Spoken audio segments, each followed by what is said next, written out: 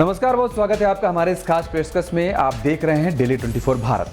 प्रधानमंत्री नरेंद्र मोदी आज group of 7 मतलब G7 शिखर सम्मेलन में हिस्सा लेने के लिए विदेश दौरे पर रहेंगे। इस बार G7 शिखर सम्मेलन का आयोजन इटली में हो रहा है। सम्मेलन का आयोजन ऐसे समय में हो रहा है जब दुनिया में दो बड़े युद्ध चल रहे हैं।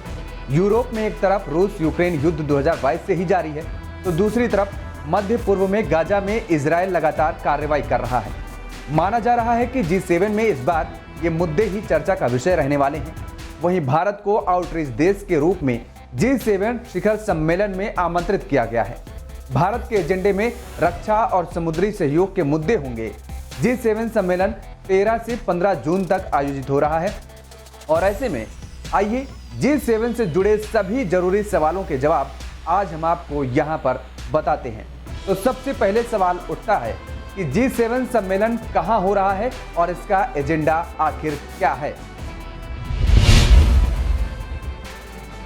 तो दरअसल G7 के 50वें शिखर सम्मेलन का आयोजन इटली के बोर्गो इग्नाजिया रिजॉर्ट अपुलिया में हो रहा है और ये जगह दक्षिणी इटली में मौजूद है और पर्यटकों के बीच खासा लोकप्रिय भी है। अगर इस बार के एजेंडा की बात करें तो शिखर सम्मेलन में शामिल होने वाले देश रूस यूक्रेन युद्ध, इजराइल हमास संघर्ष, गाजा में संघर्ष विराम और आर्टिफिशियल इंटेलिजेंस पर बात करने वाले हैं।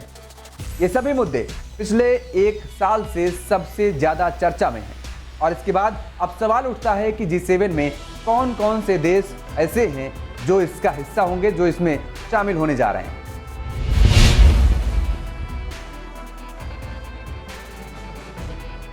तो G7 में 7 विकसित देश शामिल हैं, जिसमें ज्यादातर देश यूरोप से हैं। इस संगठन में America, Britain, France, Germany, Italy, Japan और कनाडा जैसे 7 देश शामिल हैं। इस वजह से इसे G7 का नाम भी दिया गया है। G7 के 7 देशों की अर्थव्यवस्था $45 ट्रिलियन की है। अगर रुपए में बात करें तो ये 3,761 लाख करोड़ रुपए होते हैं। दुनिया की जीडीपी में इन 7 देशों की हिस्सेदारी लगभग 43% बताई जाती है। तो कौन से देश शामिल हैं ये तो आपने जान लिया। अब आपको बताते हैं कि G7 शिखर सम्मेलन के कौन से देश मेहमान हैं। दरअसल ऐसे कई देश हैं जो कि इस G7 का हिस्सा तो नहीं है, लेकिन उनको आमंत्रित किया गया है।